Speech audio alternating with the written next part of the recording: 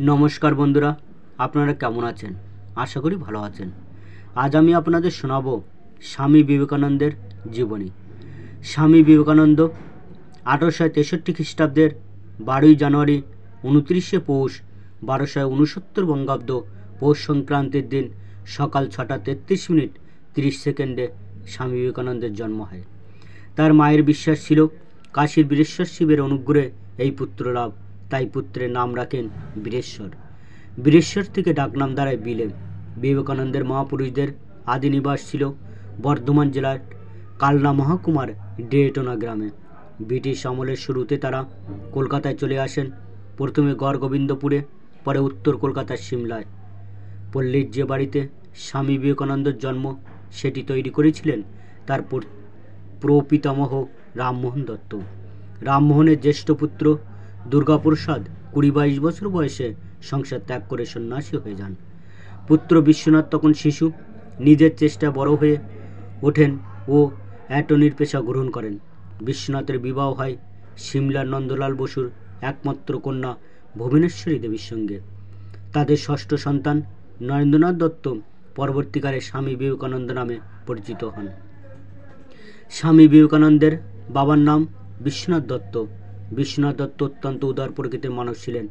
খাদ্য, পোশাক ও আদব কায়দায় তিনি ছিলেন হিন্দু মুসলিম মিশ্র সংস্কৃতির অনুরাগী এবং কর্মক্ষেত্রে অনুসরণ করতেন ইংরেজদের। প্রচুর অর্থ উপার্জন করতেন, কিন্তু সঞ্চয় আগ্রহ ছিল না। বহু আত্মীয় ও দরিদ্রকে প্রতিপালন করতেন। বিশ্বনাথ দত্ত 7টি ভাষায় দক্ষ ছিলেন।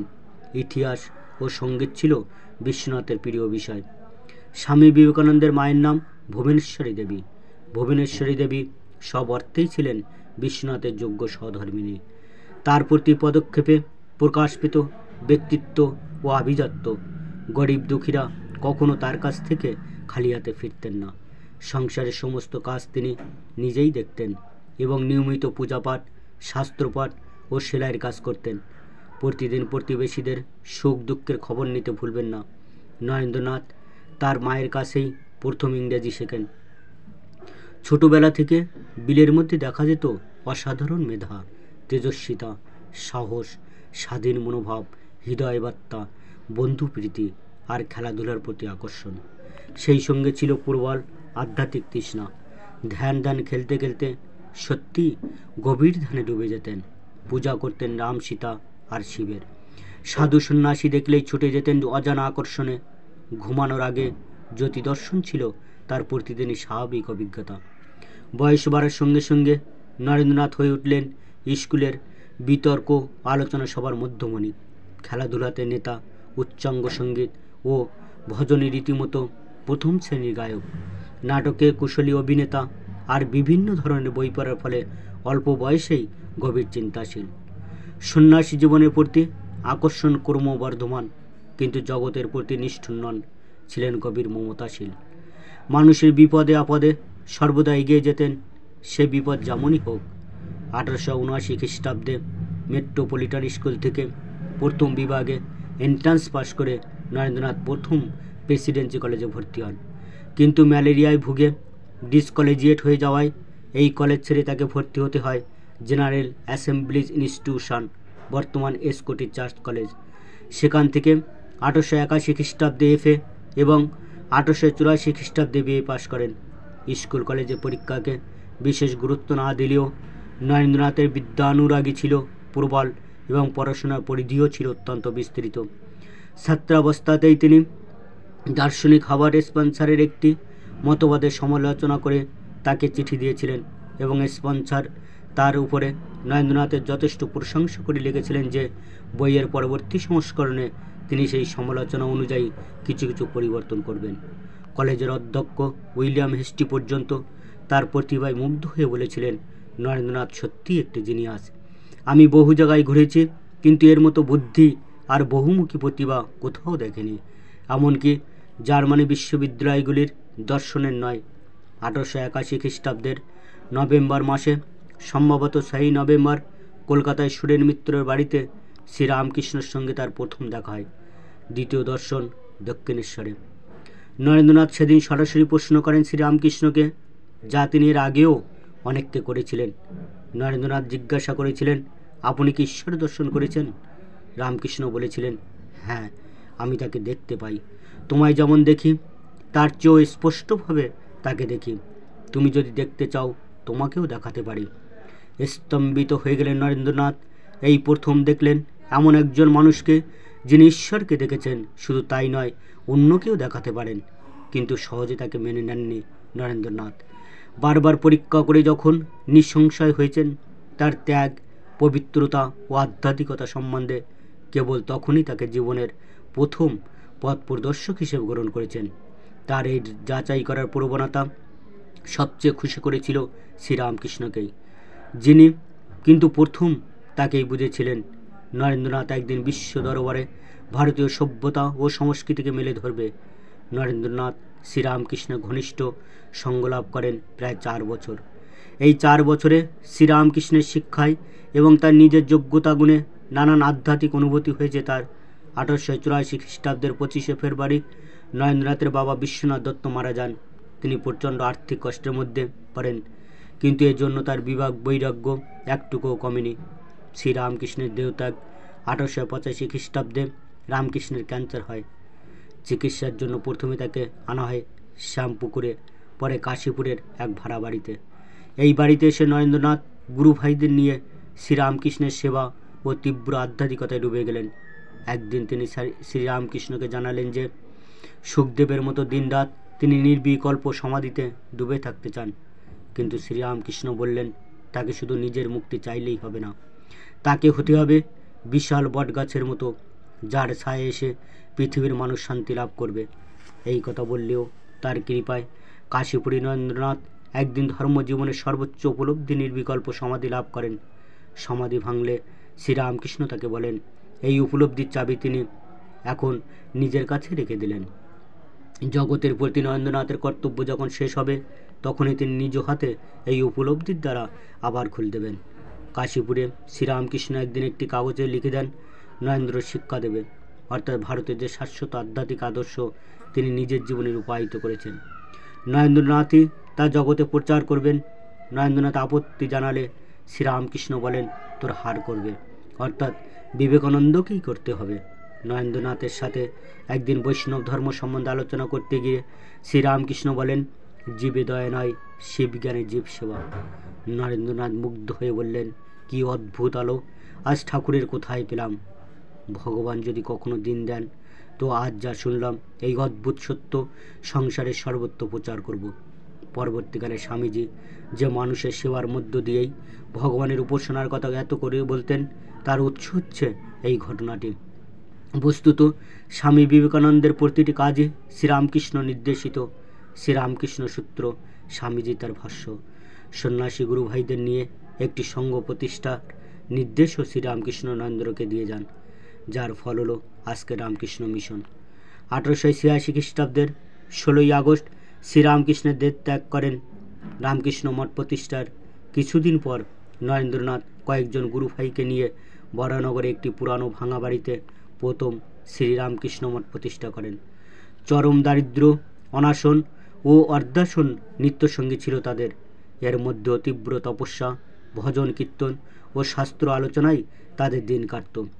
সন্ন্যাস গ্রহণ 1887 খ্রিস্টাব্দের জানুয়ারি মাসে নরেন্দ্রনাথ ও তার 10 জন গুরু ভাই সন্ন্যাস গ্রহণ করেন। নরেন্দ্রনাথের নাম হয় স্বামী বিবিধেশানন্দ। স্বামী বিবেকানন্দের বিভিন্ন নামে আত্মগোপন করার জন্য স্বামীজি বিভিন্ন নাম নিয়ে চলতেন, যেমন বিবিধেশানন্দ, সচিদানন্দ, বিবেকানন্দ। শিকাগো মহাসভায় বিবেকানন্দ নামে আবির্ভূত হয়েছিলেন বলে সেই নামে বিশ্ববাসী তাকে চেনেন। পরিব্রাজক বিবেকানন্দ সন্ন্যাস গ্রহণের পর স্বামী বিবেকানন্দ ও তার সন্ন্যাসী গুরু ভাইয়েরা মাঝে মাঝে পরিব্রাজক হিসাবে বেরিয়ে পড়তেন, কখনো একাকী, কখনো কয়েকজন মিলে। ভারত ভ্রমণে এইভাবে পায়ে হেঁটে স্বামীজি প্রায় সারা ভারত পরিক্রমা করেন। শিক্ষিত অশিক্ষিত, ধনী নির্ধন, রাজা মহারাজ, ব্রাহ্মণ চণ্ডাল প্রভৃতি সমাজের সর্বস্তরের মানুষের সঙ্গে তার পরিচয় হয়। তার প্রতিভা, তেজোদ্দীপ্ত আকর্ষণীয় ক্রান্তি এবং আধ্যাত্মিক প্রভাবে সকলেই মুগ্ধ হন। ভ্রমণকালে তিনি প্রকৃত ভারতবর্ষের রূপটি মর্মে মর্মে উপলব্ধি করেন। 1890 খ্রিস্টাব্দের 3রা আগস্ট তিনি যে ভ্রমণ বের হন সেটি ছিল সবচেয়ে দীর্ঘকালের। এই ভ্রমণকালে তার প্রতিভায় মুগ্ধ হয়ে অনেকেই তাকে আমেরিকার বিশ্ব ধর্ম মহাসভায় যোগ দিতে অনুরোধ করেন। বিবেকানন্দ প্রথমে এ নিয়ে মাথা ঘামাননি। পরে মাদ্রাজের জনগণের ঐকান্তিক ইচ্ছা এবং দৈব নির্দেশে সূক্ষ্মদেহে শ্রীরামকৃষ্ণ তাকে নির্দেশ দিয়েছিলেন এবং তার চিঠির উত্তরে শ্রীমা সারদা দেবীও তাকে অনুমতি দিয়েছিলেন আমেরিকায় যাওয়ার স্থির করেন। আমেরিকা যাত্রা স্বামী বিবেকানন্দ আমেরিকায় গিয়েছিলেন ভারতের সাধারণ মানুষের প্রতিনিধি হয়ে, তাদের অর্থ সাহায্যে। তিনি নিজেও তাই চেয়েছিলেন, বলেছিলেন, যদি এটা মায়ের ইচ্ছা হয় যে আমার যেতে হবে, তাহলে আমি সাধারণ মানুষের অর্থই যাব, কারণ ভারতের সাধারণ মানুষের জন্যই আমি পাশ্চাত্য দেশে যাচ্ছি, সাধারণ এবং গরিব মানুষের জন্যে। 1893 খ্রিস্টাব্দের 31 মে স্বামী বিবেকানন্দ বোম্বাই থেকে জাহাজে আমেরিকা যাত্রা করেন। ভ্যাঙ্কুভারে পৌঁছান 25 জুলাই। সেখান থেকে ট্রেন করে 30 জুলাই সন্ধ্যায় শিকাগো পৌঁছায়। মহাধর্ম মহাসভার দেরি আছে জেনে কম খরচে থাকার জন্য স্বামীজি বস্টনে চলে যান। বস্টনে তিনি বিভিন্ন পণ্ডিত ও অধ্যাপকের সংস্পর্শে আসেন। এর মধ্যে সবচেয়ে উল্লেখযোগ্য হার্ভার্ড বিশ্ববিদ্যালয়ের অধ্যাপক রাইট। স্বামীজির নামে কোনো পরিচয়পত্র নেই জেনে অধ্যাপক রাইট ধর্ম মহাসভা কমিটির চেয়ারম্যান ডক্টর ব্যারোসকে একটি চিঠি লিখেন। আমাদের সব অধ্যাপককে সম্মিলিত করলে যা হবে, এই সন্ন্যাসী তার চেয়েও বেশি পণ্ডিত। শিকাগো বক্তৃতা 11 সেপ্টেম্বর ধর্ম মহাসভা শুরু হলো। স্বামী বিবেকানন্দ বক্তৃতা দিলেন বিকেলে। আমেরিকার বোন ও ভাইয়েরা, brother and sister of America, এই সম্বোধন করার সঙ্গে সঙ্গে 7000 শ্রোতা তাকে বিপুল অভিনন্দন জানালো। এরপর স্বামীজি একটি সংক্ষিপ্ত ভাষণ দেন। তাতে সব ধর্মের প্রতি তার উদার প্রতিপূর্ণ মনোভাবের অপূর্ব প্রকাশ দেখতে শ্রোতারা মুগ্ধ হন। রাতারাতি বিখ্যাত হয়ে গেলেন স্বামীজি। 27 সেপ্টেম্বর পর্যন্ত চলল ধর্ম মহাসভা। তাকে প্রায় প্রতিদিনই বক্তৃতা দিতে হতো। তার উদার যুক্তিমূলক চিন্তার জন্য সকলেই তাকে ধর্ম মহাসভার শ্রেষ্ঠ বক্তা হিসেবে স্বীকার করে নেন। শিকাগোর রাস্তায় রাস্তায় লাগানো হয় স্বামী বিবেকানন্দের ছবি। এরপর স্বামীজি আমেরিকার বড় বড় শহরে ধর্ম প্রচার করতে থাকেন। আমেরিকার জনসাধারণ, বিশেষ করে শিক্ষিত সম্প্রদায়, আরও বেশি করে তার অনুরাগী হয়ে ওঠে। শুভ সংকীর্ণমানা কয়েকজন ভারতীয় ও খ্রিস্টান সম্প্রদায়ের কিছু লোক ঈর্ষাপরবশ হয়ে তার বিরুদ্ধে মিথ্যা বিষোদগার করতে থাকে। সাময়িকভাবে বিপন্ন হলেও স্বামীজির নিজের চরিত্র মাহাত্ম্যে সব ঝড় ঝাপটা কাটিয়ে ওঠেন। ইংল্যান্ডে ধর্মপ্রচার 2 বছর পরে 1895 আগস্ট মাসে তিনি ইউরোপে যান। প্যারিস ও লন্ডনে প্রচার করে ডিসেম্বর মাসে আবার আমেরিকায় ফিরে আসেন। 1896 15 এপ্রিল আমেরিকা থেকে বিদায় নিয়ে আবার লন্ডনে আসেন। ইংল্যান্ডে স্বামীজির প্রভাব সম্পর্কে বিপিনচন্দ্র পাল একটি চিঠিতে লিখেছেন, ইংল্যান্ডের অনেক জায়গায় আমি এমন বহু লোকের সান্নিধ্যে এসেছি যারা স্বামী বিবেকানন্দের প্রতি গভীর শ্রদ্ধা ও ভক্তি পোষণ করেন। সত্য বটে, আমি তার সম্প্রদায়যুক্ত নয় এবং তার সঙ্গে কোনো কোনো বিষয়ে আমার মতভেদ আছে, তথাপি আমাকে স্বীকার করতেই হবে যে বিবেকানন্দের প্রভাব গুণে ইংল্যান্ডে অনেকের চোখ খুলেছে। তার শিক্ষার ফলেই এখানকার অধিকাংশ লোক আজকাল বিশ্বাস করে যে প্রাচীন হিন্দু শাস্ত্রগুলির মধ্যে বিস্ময়কর আধ্যাত্মিক তত্ত্ব নিহিত আছে। Doctor B.R.. আম্বেদকরের জীবনী, কলকাতায় ফিরে আসা পাশ্চাত্যে তার অভাবনীয় সাফল্য দেশবাসীদের মনে যে আত্মবিশ্বাস ও আত্মমর্যাদা জাগিয়ে তুলেছিল, তাতে তাদের বহুযুগ সঞ্চিত হীনমন্যতা নিমেষে দূর হয়ে গেছিল। ভারতবাসী মাথা উঁচু করে দাঁড়িয়ে আবিষ্কার করেছিল বিশ্বের সভ্যতা ভাণ্ডারে তাদের অবদান পাশ্চাত্যের চেয়ে কম নয়, বরং বেশি। এই উপলব্ধি যে এনে দিল সমগ্র দেশের তমনিদ্রা, যে ভেঙে দিল সেই জাদুকরের মতো মানুষটিকে বরণ করার জন্য গোটা দেশ যখন অধীর আগ্রহে কম্পমান, তাই স্বামীজি যখন কলম্বো এসে পৌঁছালেন, দেখলেন গোটা দেশে কৃতজ্ঞতা এক অভূতপূর্ব অভিনন্দনের উপর নিয়েছে। সেই অভিনন্দনের ঢেউ তরঙ্গায়িত হয়ে বয়ে চলল রামনাথ, মাদ্রাজ থেকে কলকাতার পথে সর্বত্র।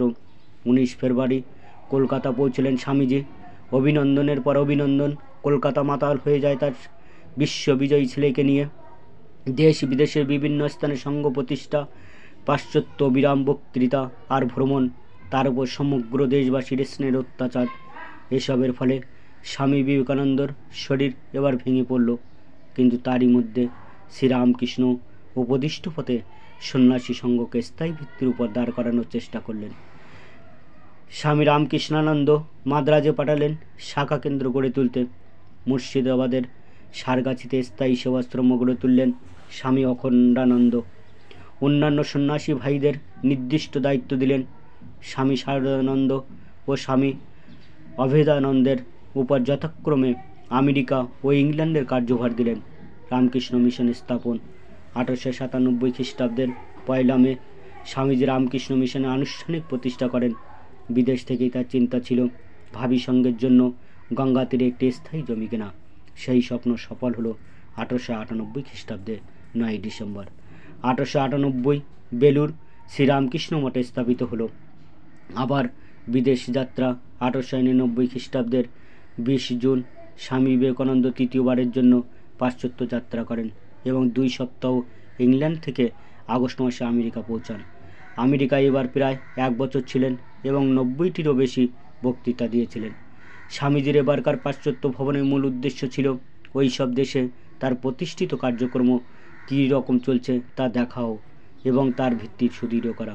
প্যারিস, ভিয়েনা, কনস্টান্টিনোপল, অ্যাথেন্স ও মিশর হয়ে স্বামীজি 9 ডিসেম্বর 1900 বেলুর মাঠে ফিরে আসেন। সমাধির পথে স্বামী বিবেকানন্দ দেশে ফিরেই 27 ডিসেম্বর স্বামীজি মায়াবতী রওনা হন। সেখান থেকে ফেরেন 24 জানুয়ারি 1901। 6 ফেব্রুয়ারি মাসে ট্রাস্ট ডিড রেজিস্ট্রি হয়। 10 ফেব্রুয়ারি মঠের ট্রাস্টিদের অনুমোদন ক্রমে স্বামী ব্রহ্মানন্দ রামকৃষ্ণ মঠ ও মিশনের অধ্যক্ষ এবং স্বামী সারদানন্দ সম্পাদক হন। এইভাবে নিজেকে সঙ্গের সমস্ত কার্য পরিচালনার দায়িত্ব থেকে সরিয়ে নিয়ে শেষ 2 বছর স্বামীজি মহাসমাধির জন্য প্রস্তুত হতে থাকেন। গুরুভাই কিংবা শিষ্যরা কোনো পরামর্শ চাইলেও তিনি দিতে চাইতেন না। তাদের নিজেদের বুদ্ধিমতো কাজ করতে বলতেন, যাতে তারা অবর্তমানে তারা সঙ্গের পরিচালনার ব্যাপারে নিজেরাই সিদ্ধান্ত নিতে পারেন। 1902 খ্রিস্টাব্দে 4 জুলাই সন্ধ্যাবেলা বেলুর মাঠে নিজের ঘরে ধ্যান করছিলেন। রাত 9:10 সেই ধ্যানই মহাসমাধিতে পরিণত হয়। মৃত্যুকালে স্বামীজির বয়স হয়েছিল 39 বছর 5 মাস 24 দিন। কিন্তু স্থূল দেহের নাশ হলেও যে শক্তি বিবেকানন্দ রূপে আত্মপ্রকাশ করেছিল সূক্ষ্মভাবে তা কাজ করে চলেছে এখনও। পৃথিবীর মানুষের কাছে স্বামীজি নিজেই দিয়ে গেছেন সেই প্রতিশ্রুতি।